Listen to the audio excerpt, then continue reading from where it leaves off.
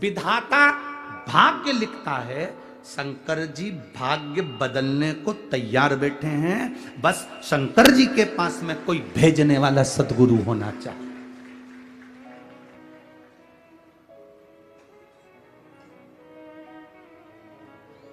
आज लोग हमसे कहते हैं गुरुजी तुमने कई लोगों की, बहुत लोगों की दुकानदारी बंद कर दी। हम किसी की दुकानदारी बंद करने के लिए इस व्यासपीठ पर नहीं बैठे हैं। हमारा तो केवल एक काम है, ये शरीर मेरे महादेव ने अगर दिया है तो आपसे बस इतना कह सकते हैं कि महादेव की शरणागति लेओगे तो दूसरे के हाथ जोड़ना नहीं पड़ेगा,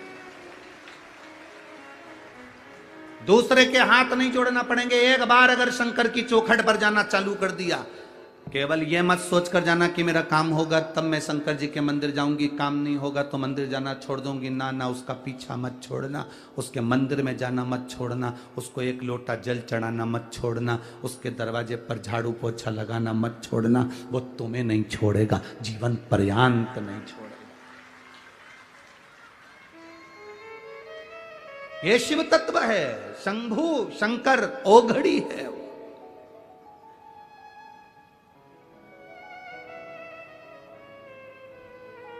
आप में से कितनी माताएं बैठी हैं, तुम्हारे यहां कोई काम करने वाला मां आती हो और वो रो रो कर पोछा लगा रही हो तो तुम्हारे दिल नहीं पसीजता होगा? अरे बोलो तो जम के जरा। कोई रो रो के बर्तन मांज रहा हो, तुम्हारा दिल नहीं पसीजेगा? कोई रो रो के कपड़ा धो रहा हो, तुम्हारे घर के बच्चों को संभाल रही है, रो रो के खूब दुखी है, खूब दुखी, तो घर की जो सेठानी होती है वो पूछ लेती है, आई इधर आओ जरा, आई इधर आओ, क्यों रो रही हो, क्या हो गया? आज मेरी बहू से झगड़ा हो गया, उसने मुझे रोटी नहीं दी है, आज मैं बड़ी दुखी हूँ। सेठानी कहती है तुम काम छोड़ो पहले, लो मैं प्लेट में खाना देती हूँ, ले खाओ। आई, रोना नहीं, जीवन तो चलता रहता है। सेठानी को दुख होगा, उसके घर की बर्तन वाली, काम वाली, पोछे वाली अगर कोई दुखी है तो सेठानी को दुख होता है। इस मृत्यु लोक में रहने वाला कोई मनुष्य दुखी है तो मेरे महादेव को दुख होता है।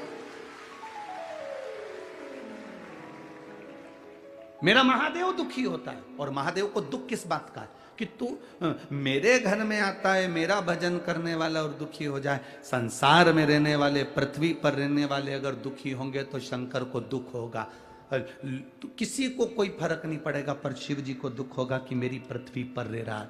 ब्रह्मा ब्रह्मलोक में रहते हैं, भगवान विष्णु बैकुंठ लोक में रहते हैं, इंद्र इंद्र लोक में रहते हैं, देवता देवलोक में रहते हैं, पितर पितर लोक में रहते हैं, पर शंकर भगवान मृत्यु लोक में रहते हैं, पृथ्वी पर। सबसे ज्यादा दुख उनको होता है कि तुम इधर उधर क्यों भटक रहे हो। अगर तुम्हें दुख आया है ना तो तुम एक बार मेरे पास आओ तो सही, तुम मेरे पास आकर बोलो तो।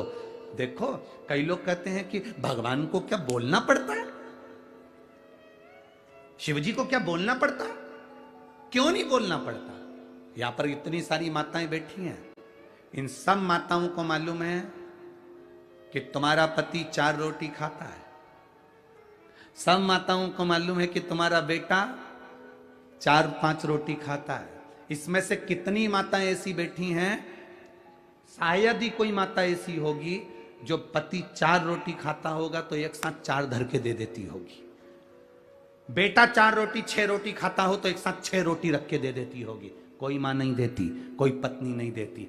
पत्नी 2 रोटी रखेगी या 1 रोटी रखेगी, फिर पति आवाज लगाएगा, सुनो सब्जी अच्छी बनी है, 1 रोटी और लाओ, दाल अच्छी बनी है, माँ 1 रोटी और लाओ। पति आवाज लगा रहा है कि 1 रोटी और लाओ, तो पत्नी प्रसन्न हो रही है, इन्होंने मुझसे रोटी मांग कर खाई। मां प्रसन्न हो रही है, मेरे बेटे ने आवाज लगाई कि मां मुझे रोटी ला कर दे, आज सब्जी अच्छी बनी, आज बेसन अच्छा बना, आज आमटी अच्छी बनी, आज सामान अच्छा बना, आज ठेसा अच्छा, मां 1 रोटी और ला कर दे।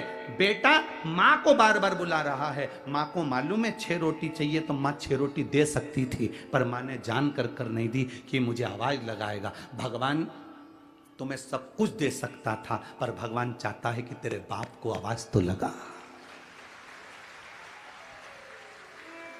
सब कुछ देने की सामर्थ्यता परमात्मा में है, सब कुछ प्रदान करने की सामर्थ्यता भोलेनाथ में है, सब कुछ लुटाने की सामर्थ्यता मेरे शंकर में है, सब कुछ दे सकता है।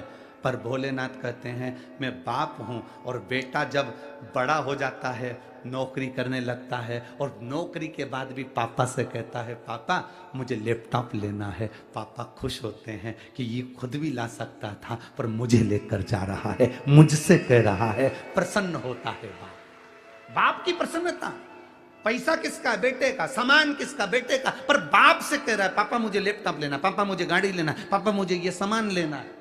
ला सकता है, सब कुछ ला सकता है, पर बोला क्यों है? क्योंकि उसको महान बनाना।